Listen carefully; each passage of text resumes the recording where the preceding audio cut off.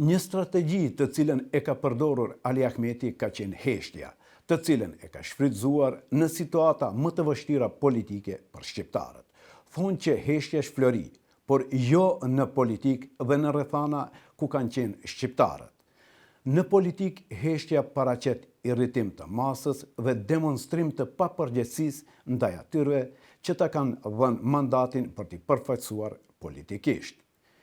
Mirë po, këtë strategji e përdorin zakonisht politikanët në situata të caktuara, kur siç thuhet popullor që nuk din nga t'ja mbajnë.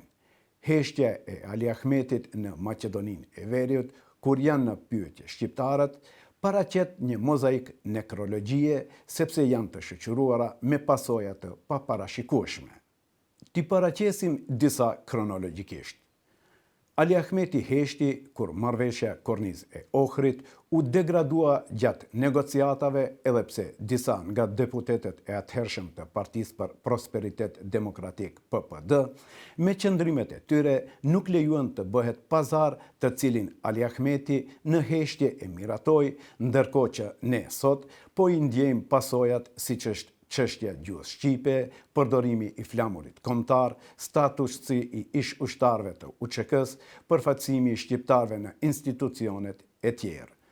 Ali Ahmeti heshti kur ndodhen rastet me viktima ndër shqiptarët, siç është rasti i Sopotit, rasti i Brodecit, ai i Radishanit, rasti Monstra, rasti Lagja e Trimave e tjerë. Ali Ahmeti heshti edhe në rastin e vrasjes së bashkëpunëtorëve të tij më të ngushtë, siç janë Isa Lika, Harun Aliu, komandant Shqiponja e tjerë. Çuditërisht, përveç heshtjes në këto raste, ai nuk mori pjesë në ceremoninë e varrimit të 3 komandantëve, biles nuk ishte as për t'i ngushëlluar familjarët e tyre. Bile heshtjen e praktikoi si strategji edhe ndaj arrestimit të fundit të bashkëpunëtorëve të tij më të ngushtë, si gjatë arrestimit të ish-ministrit të ekonomisë zotit Kreshnik Bekteshi, zotit Artan Grubi, zotit Ejup Rostemi e tjerë, dhe shumë heshtje tjera të çuditshme, për të cilat nëse jo opinionit, antarësisë së BDI-s ia kishte borxh të paktën të thotë publikisht një fjalë në formë shpjegimi ose sqarimi eventual. Por pse hesht Ali Ahmeti?